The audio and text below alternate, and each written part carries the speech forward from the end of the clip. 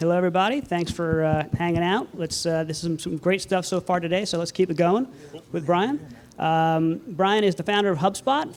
For those that don't know, Hubspot is a software that helps businesses attract visitors to their website, convert those visitors into leads, and then get those leads into customers.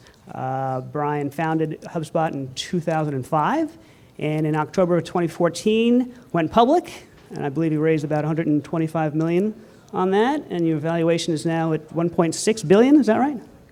Around there. First off, tell us, how do you get VC along the way when you're doing a startup for content?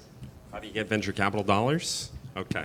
I'll give you everything I know about venture capital. There's like a Venn diagram, right? There's a circle here, circle there, and a circle there, and you need to get all three circles lined up to convince a venture capitalist to put money in.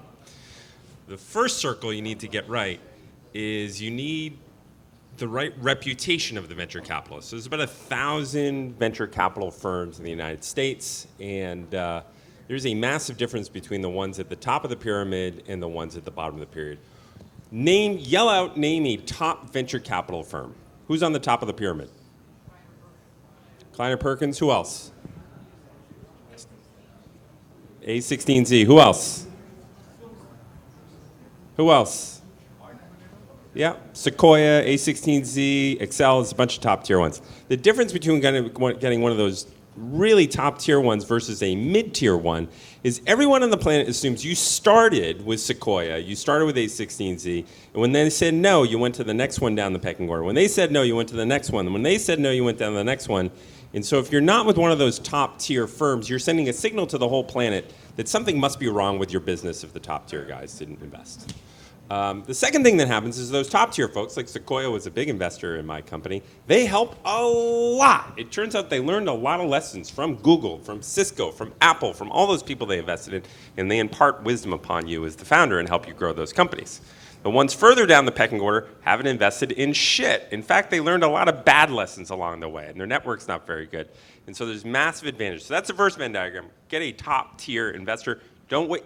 You're better off raising from friends and family and doing angel investors than not going with top tier. Second Venn diagram is you have to find investors that are the right stage. So venture capitalists are always trying to learn. There's probably some venture capitalists in the room. They're at conferences. They're learning. They'll talk to you. They'll listen and listen and listen and listen. But at the end of the day, if you're starting a company, you need to find a card table, early stage, garage stage investor. And everyone says they'll do it, but there's only a handful of firms that really will take that bet on you as an early stage investor. So second diagram is you need a top tier investor at this early stage. Third Venn diagram is if you're starting a gaming company, right? There's probably 30 people in the country who have a credible track record in the gaming industry of either working in the gaming industry or having invested successfully in gaming. If you're not talking to one of those 30 people, you're probably wasting your time. Because here's what happens inside a venture capital firm. There's 8 partners. There's the senior partners that look like me and have gray hair and wear cashmere sweaters. There's the junior partners that look like you guys. They're young, they got spiky hair, they look cool. And guess what? The senior partners make all the decisions. So what happens is you meet the junior partner, and the junior partner loves your deal, and he's at the table, and he's pitching this great idea you have about gaming, and the senior partner is sitting there. This is what they do.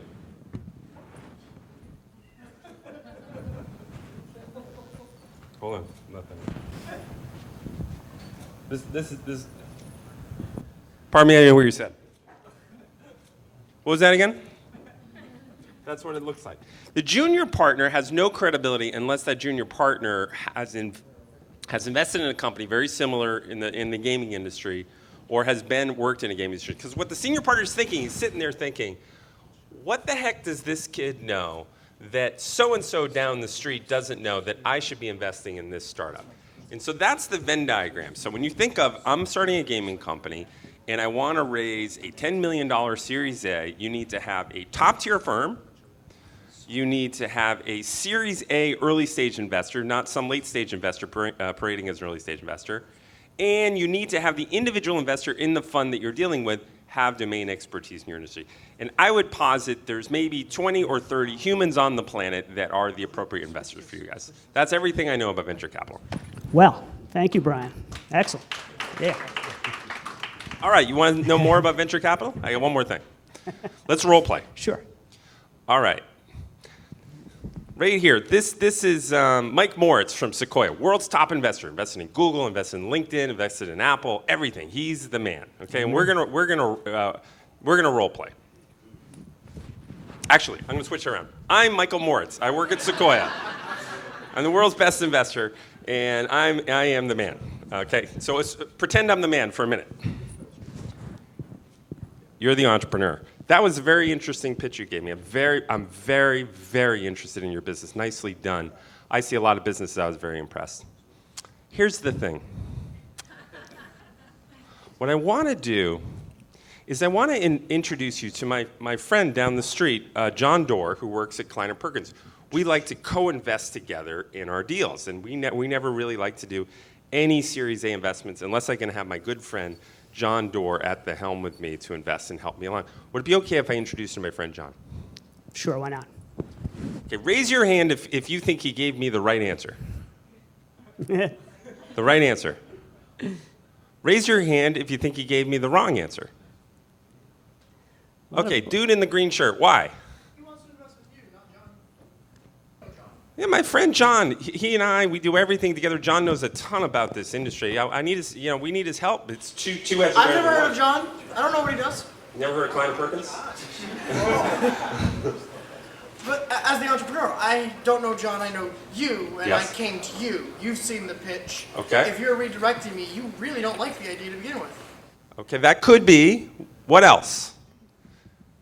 Smart lady in the back. The reason that you don't want to say, yeah, sure, is A, you're missing an opportunity to ask questions to prepare for a meeting if in fact you get it, and B, it wastes time. You don't need to add to, you need to be bringing value at every level to you. So you can say, I'd be happy to do it, and then use that time to ask questions so you have a better idea of what you're doing. Okay, it's kind of right. Here's why you should say no.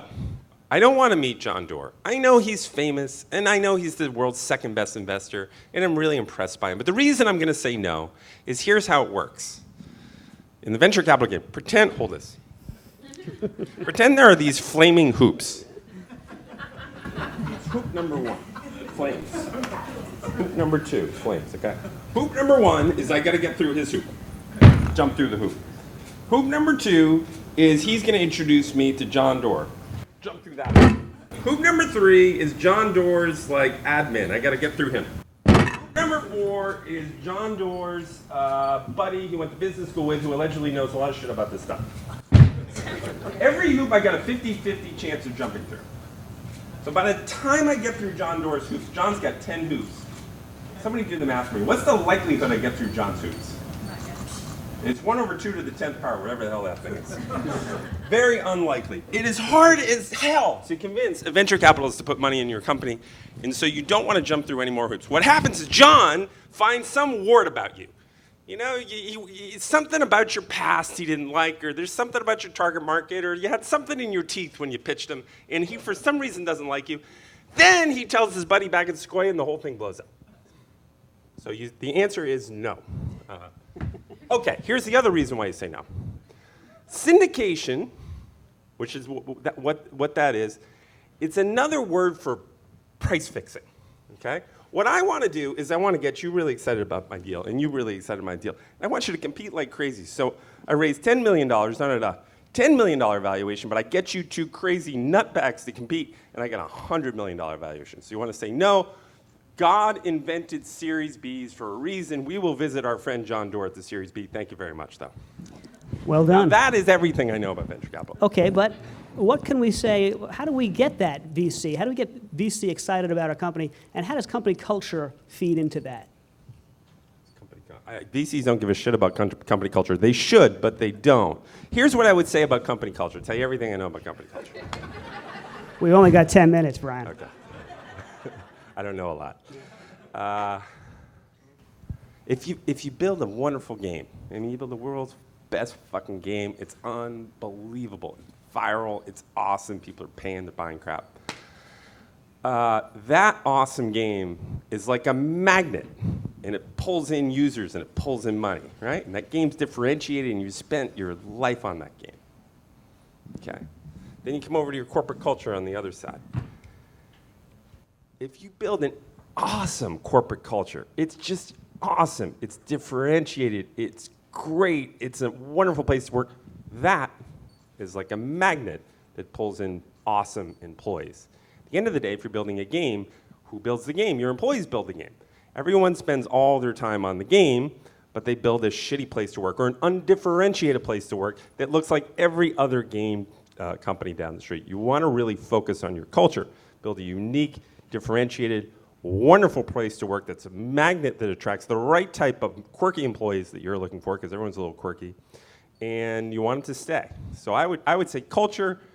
Once you get to 10 employees, you're really going to start worrying about culture. Culture is key. Culture is how you scale from 100 to 1,000 employees. Culture is what happens. That's how people make decisions when you're not in the room.